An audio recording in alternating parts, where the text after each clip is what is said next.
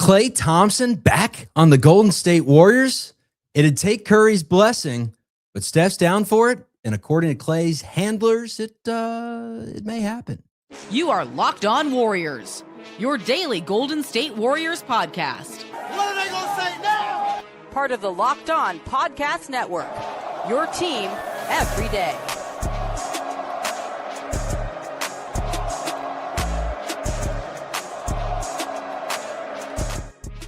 What's the good word, everyone? Welcome to Locked On Warriors, part of the Locked On Podcast Network, your team every day. Now, the #1 sports podcast network out there. This show's brought to you Monday through Friday. You can catch us on YouTube, wherever you get your audio podcasts. We're breaking down things Golden State all the time. Mike Loganoff's going to be on the post-game show with me after the Suns game. This is being recorded. Actually, not recorded. We are live on YouTube about 5 hours before tip-off between the Warriors and the Suns. It's been reported that Jonathan Kuminga could return to the floor tonight. We got to talk about this and an article that came out. But the big news is Matt Kolsky joins me on the program today.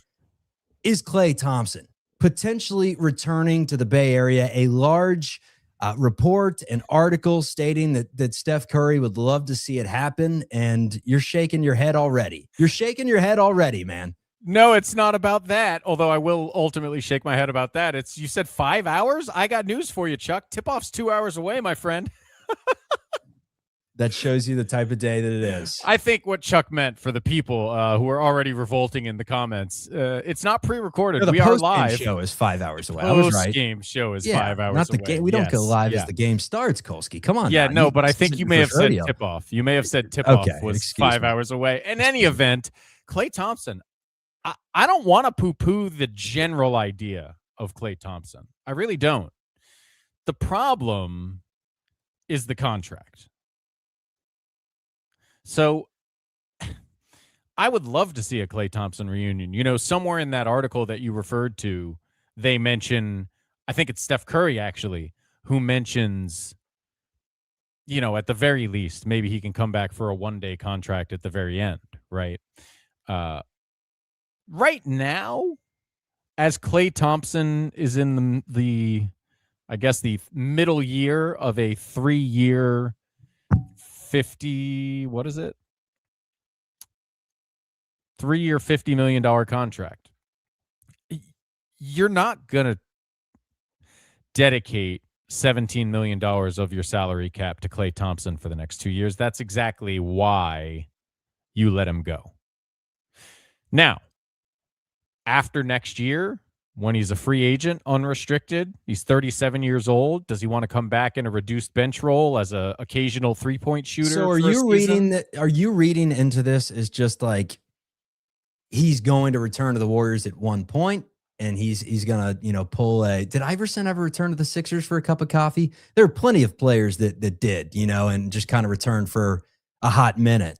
But are you alluding to that happening, or? Yeah, they don't necessarily state it in the article. I was thinking more along the lines of maybe they go out and they throw Klay Thompson in a deal with Gafford or one of the other many forwards that the Mavericks have, and that would be the Kaminga deal. Although the Kaminga deal would, based on what we're hearing now, they would be trying to go after Trey Murphy from the Pelicans.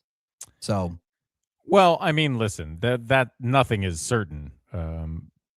Other than the contract numbers that we're dealing with here, right? So Gafford makes a little more than Klay. That's $35 million between the two of them, and Kaminga only makes 24. So in order to get Klay and Gafford as an example, you trade Buddy and you trade Kaminga and you trade maybe Trace or something. You got a deal. Are you better? I don't necessarily think so. You're more fun, I guess. But no, at the same time, it really wasn't that fun the last year of Klay. Exactly. You have better emotions if you like Klay, and I love Klay. I would love to see him back in a Golden State uniform. But, financially, it doesn't make sense. Again, financially, $17 million for Klay is exactly why Klay is not here right now. If Klay wanted to take $8 million a year, I mean, what's Buddy making exactly? I think 9.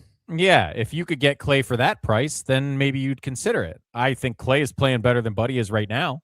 I mean, it's close, man. Clay's shooting 37% from the floor, is shooting 36% from deep, and he's someone that can go off and give you 4 of 9, which he did in his last game, which Buddy has not done much of this season. Yeah, But, and I think career lows in points and minutes, and career lows maybe a stretch. I don't know what he did as a rookie, but it's been a minute since he's averaged 11 and shot 37% from the floor. That's all true, but I would point out that he has been better lately. I'd have to look at exactly how much better. But let's see here. Just picking a somewhat random date for the last 13 games, he's 40% shooting and 40% from three, because most of his shots are threes these days, the vast majority. 13 points a night. That's significantly better than what Buddy's giving you, and he's at least bigger on defense, if not all that spry anymore. But again, it's the money. You're not going to pay him $17 million if you're trying to improve this team to make a title contender, whatever that means, right? I mean, the bottom line is if they're making a trade, it's to try to make a significant improvement to the team. And it's hard for me to imagine a way that committing $17 million of whatever trade pieces you send out to Klay Thompson could make you a better team. I hate to say it, but that's sort of the reality, I think, of the situation. All of that said, I think it's somewhat noteworthy and definitely very nice and happy feeling that everyone seems to be more or less over the raw emotions that, I think we all felt sad about when he left, right? Whatever you thought of Klay at the time and whether the Warriors should hold on to him, I think we all would have liked it to end with better feelings than it did.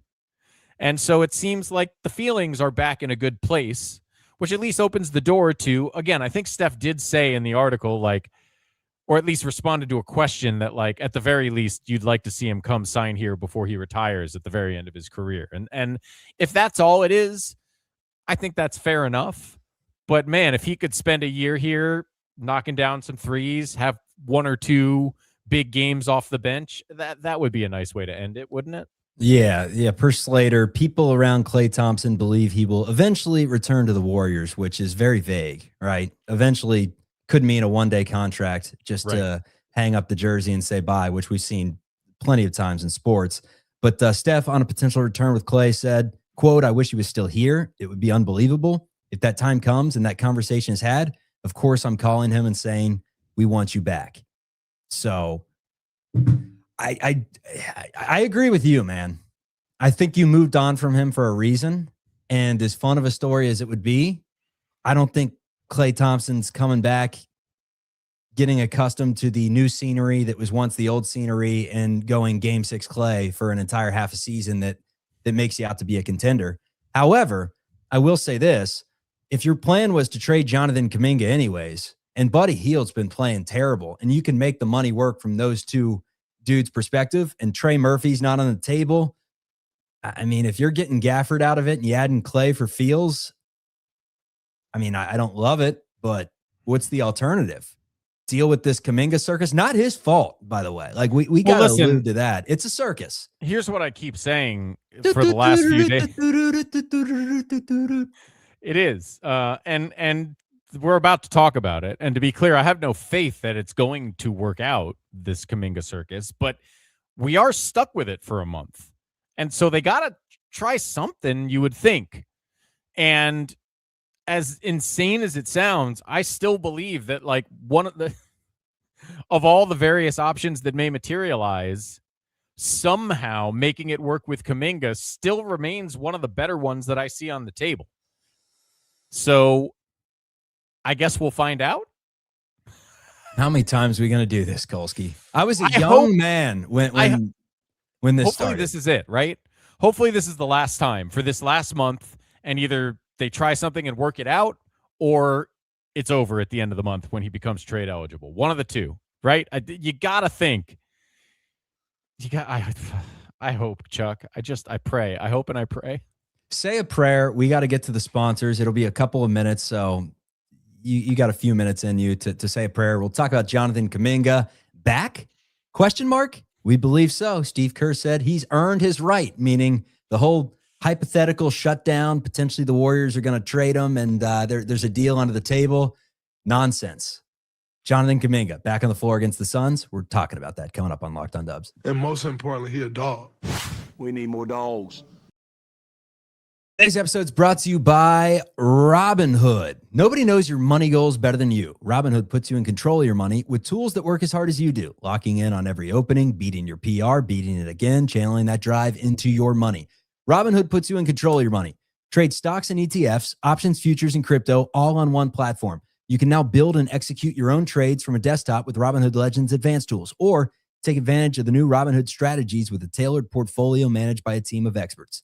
You expect more from yourself? Expect more from your money. Get started today at Robinhood.com/yourmoney. Again, that's Robinhood.com/yourmoney. It's your money, your move. Today's episode is also brought to you by our friends over at Gusto. Let's be real. No one likes starting a business for the joy of calculating tax withholdings or managing payroll spreadsheets. That's where Gusto comes in, to take the stress out of payroll, benefits, and HR so you can focus on running your business and supporting your team. Gusto is the all-in-one remote-friendly payroll and HR platform that makes managing your team simple, transparent, and fast. Whether you're hiring, onboarding, or paying employees, Gusto helps you do it all from one place without the hassle or hidden fees. Unlimited payroll for one monthly price, which means no surprise charges at the end of the month.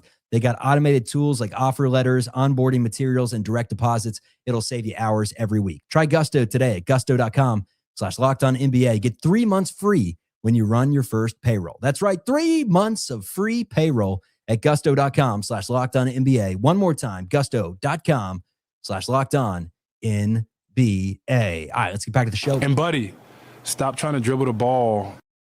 All right, man. JK.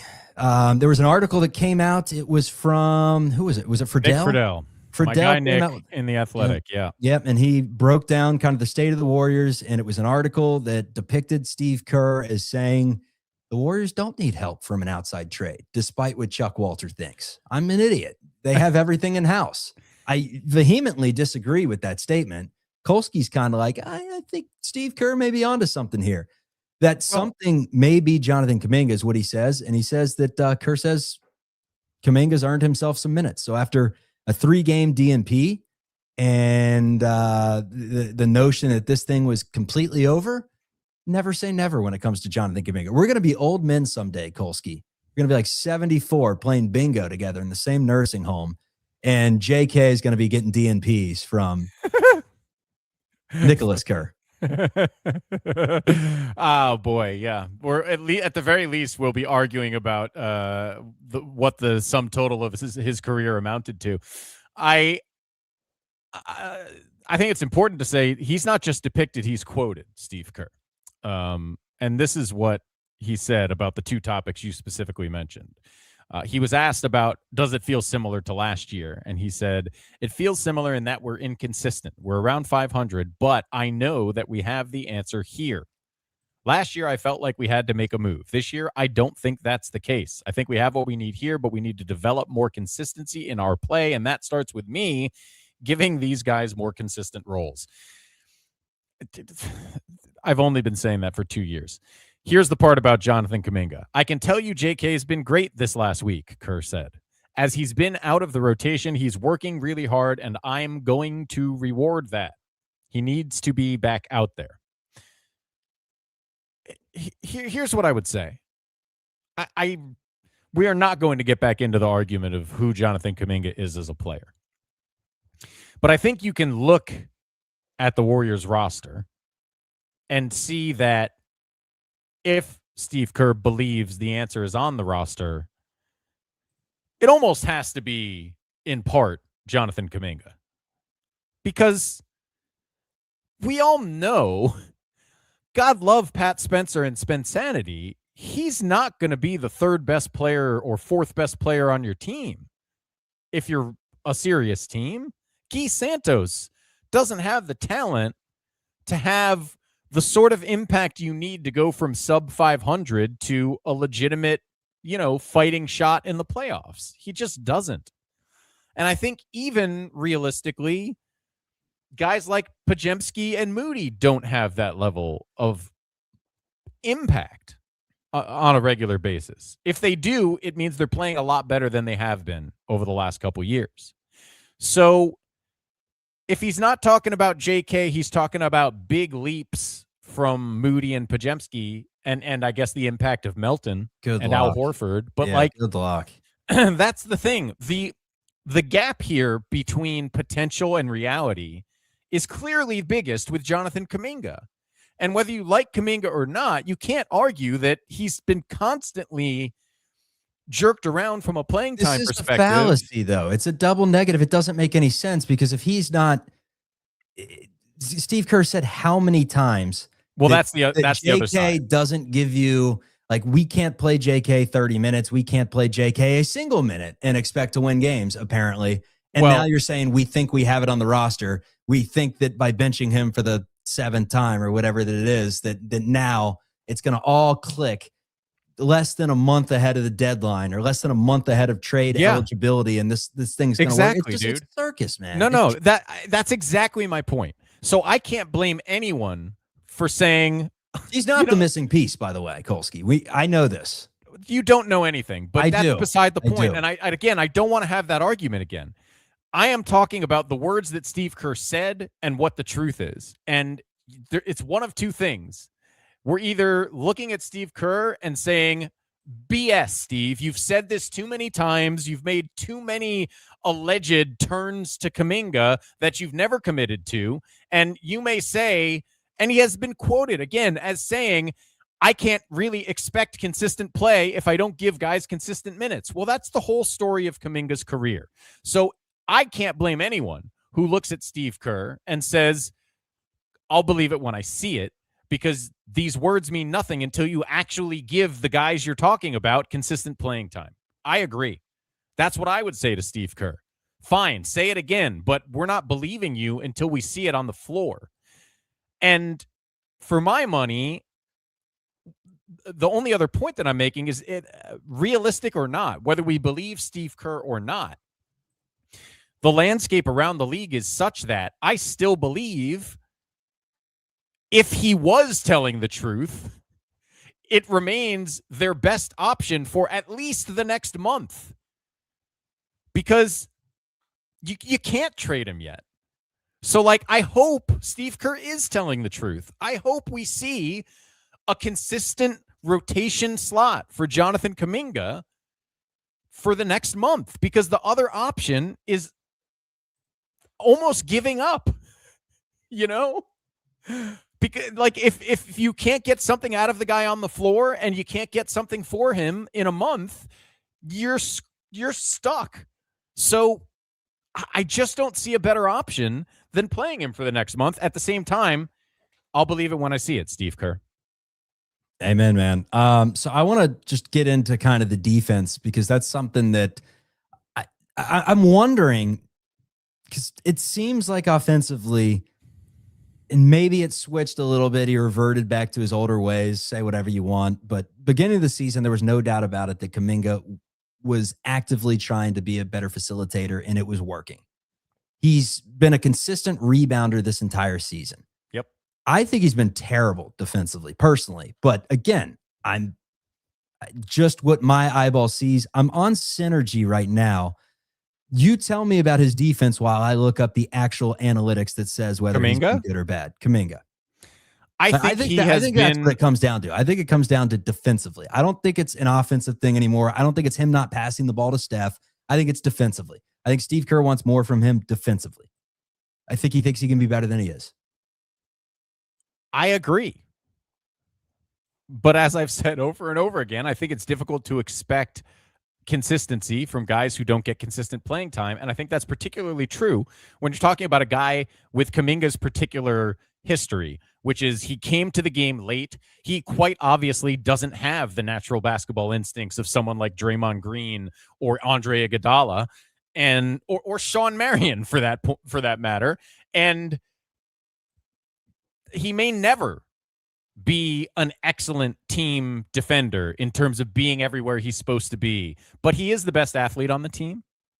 And he does do a better job of staying in front of guys than Buddy Hield, or sometimes even than Moses Moody or Will Richard, neither of whom are particularly fleet of foot. So although all of those people may be better, well, not Buddy, but although Moses and Richard and Pajemski and Melton may all be better defenders mentally than Jonathan Kuminga, sometimes he does things they can't do defensively that I think could be valuable. Do you believe in advanced analytics? To an extent, but defensive ones are notoriously terrible. Okay. And so let me run you through this, because synergy is obviously something that the coaches use. Yeah. So offensively, below average in the half court, below average against man defense, average in transition. Defensively, poor, below average, poor. All right. Can you look at last year's? I can. So last year, defensively, he was very good, excellent, very good, below average. Offensively last year, he was average, poor, average. Yeah. Defensive advanced statistics are tough because, like, there's just. But use your eyeballs. Yes, and using my eyeballs, like I said, I think he should be better than he is, athletically speaking. But he is still the best athlete on the team, and he still does some things defensively, at least in terms of harassing. He played. I'm not arguing with you. My take is he's not the answer, but at the same time, he's a better answer than what you have. So you may as well roll with him. Right? I'm not telling you he's Kawhi Leonard. I'm not even telling you he's Trey Murphy defensively. And by the way, I check Trey Murphy. I don't think he's elite either. But I'm telling you, he can do things that Buddy Hield can't defensively. That's what I'm telling you. He can do things Moses Moody can't defensively. And certainly he can do things none of those guys, in fact, no one on the team can do offensively. He is far from a perfect player. He is an incredibly raw player still, largely because, or at least in part because, he's never gotten consistent playing time. So, again, the point is not actually how good Kaminga is. It's all relative. The point is, if you're going to try to tell me that the answer to a sub 500 team thus far is on the roster, it strains credibility to imagine that could happen without Jonathan Kuminga participating. It's fair. Very fair. By the way, Murphy, very good offensive player per the advanced analytics. Well, he is. Defensively, he's considered below average. So right. He is exactly what Steve Kerr wants offensively. And defensively, he's not so bad. Like he's going to be, again, less athletic than Kaminga, but significantly better in terms of being in the right spots. He fits better. There's no question. He's certainly also not as talented as Kaminga. Now, look, there's plenty of guys who there's plenty of, comparisons we can make where the more talented player never becomes the better player. But it is what it is. You'd be trading the potential of Kaminga for the very good fit of a true knockdown three-point shooter to put at the three position, who at least is tall, if not an elite defender. It is crazy how young Kaminga still is. Like, you look at players, and Brunson frickin' didn't pop until he was like 25 years old. Kaminga's only, 22? But we just been doing this whole kit and caboodle for so long that it's like, at a certain point, make it work or figure it out. Right. And they have not been able to figure it out. Will he return against the Phoenix Suns? His impact, a preview of the Suns, that is all ahead on Locked On Warriors. Again, the post-game show, that'll be dropping in just a little bit on the audio podcast and on YouTube Live with Mike Loganoff. But for now, we give Matt Kolsky another chance to vent. He's straight ahead on Locked On Dubs. Forget that. We champs. Why are you starting with that question? We got 4 championships. Ever feel like your money just disappears each month? It happens fast. A few subscriptions here, an impulse buy there. You buy a box of cards, and next thing you know, your bank account doesn't match the numbers in your head. Rocket Money helps you get clarity, track every dollar, and stay in control of your finances. Because managing your money should not feel like a second job. Rocket Money does the heavy lifting for you so you can save more time and have less stress. They find subscriptions you forgot you were paying for, helps you clean them up quickly. Seeing all your spend on one dashboard makes it easier to understand where your money's going. I like how it automatically builds budgets based on past spending. So take control of your finances and cancel your unwanted subscriptions with Rocket Money. Go to rocketmoney.com/lockedon today. That's rocketmoney.com/lockedon. rocketmoney.com/lockedon. Let's get back to the show. Who can stop Steph Curry? Hopefully we'll never find out. Let's have a venting session, man. We got nothing on the docket. This is a little pregame show ahead of the Phoenix Suns. Suns have a better record than the Warriors, but I still find it hard to believe that they are a better team than Golden State. But we're going to find out. Back-to-back against Phoenix. Last time the Warriors had, I guess, the day off in between. 2-game matchup was the San Antonio Spurs, and the Warriors were able to take care of business there. And here's the cycle that I have noticed with the Warriors and what I think is going to happen. Something new comes into play. Spinsanity. Geese Santos last year. Oh, God, it's, Quentin Post comes in against the Bulls, and next thing you know, Jimmy Butler comes in. Whenever something new happens, Kaminga to start the year, the Warriors start winning. We get this false hope. We think we're all the way back, and then time eventually becomes a flat circle, and we realize the roster is just not that great. So what I think is going to happen is Kaminga is going to ball out tonight. I'm going to go over to, I'll even give him a shout right now, the former host of the show. I'm going to go over to Golden Days and listen to Cyrus lose his mind because it'll be comical. And then Kolsky will come on tomorrow and he'll lose his mind. Steve, we've been talking about this for years and years. And at a certain point, like, we can't keep doing this, right? For the sanity of podcasters all around the United States talking about the Warriors, like, we can't keep doing this, Kolsky, because it's going to happen. You watch. Fool me once, shame on you. Fool me 17,000 times, shame on me. It's going to take more than one game, regardless of how Kaminga plays, to convince me of anything. But, I think so much of the conversation has begun to ignore what the reality of the Warriors is and what they're actually missing. This is a team that literally needs wing athletes. If nothing else, that's what Jonathan Kuminga is. And someone in the chat earlier said, talent is different than athleticism. I realize that. I think it's clear Jonathan Kuminga has talent. He's put up numbers when he's been given opportunity. Now, that doesn't make you a good player. Ricky Davis put up numbers once upon a time, but there's more than just athleticism here, and we've all seen it. If you haven't seen it, you haven't been watching. So, again, I do not think there is a better option than giving him a consistent large rotation role for the next month, and then either saying, you know what, this is pretty good, or saying, yeah, I still don't like him, we're trading him.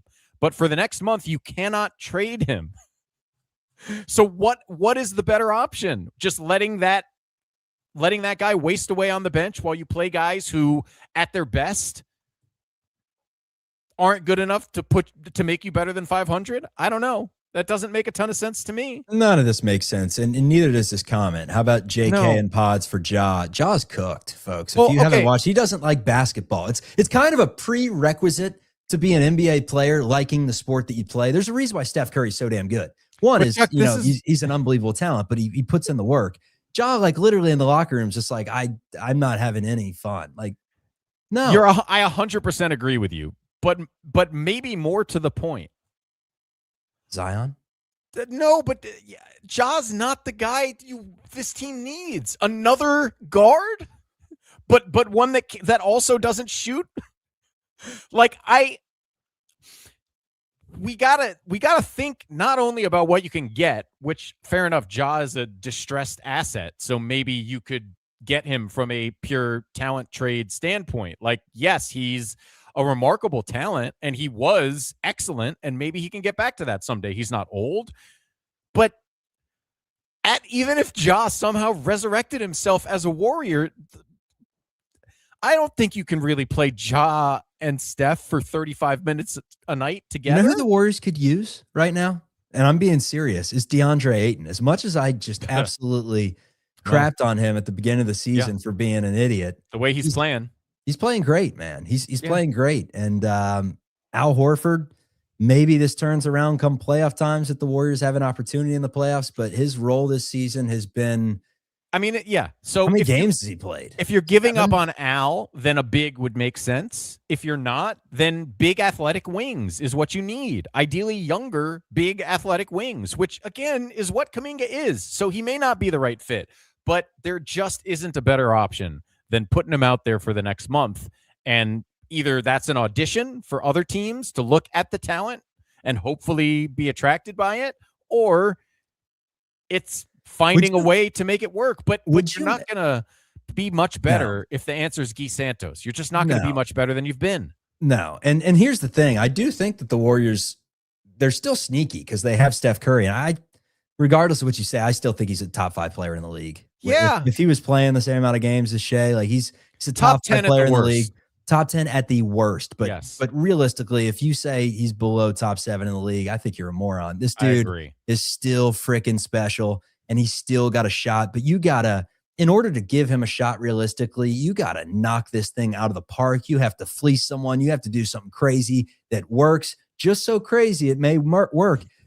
Is the name Zion? Like I brought that up last year. At this point, like I've seen, it's like the whole Kaminga thing. Like at a certain point, you are what you are. And that's how I feel about Zion, not from a talent perspective, just from a staying on the floor perspective. But that is one of those moves, man. He would help you. If you got Zion for the rest of the year, he would help you. What that guy is unavailable. Now,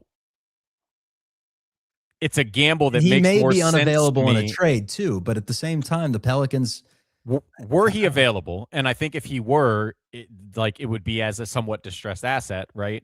Were he available, that is a gamble that I would consider far more interesting and more of a worthy gamble than one for Ja Morant, certainly.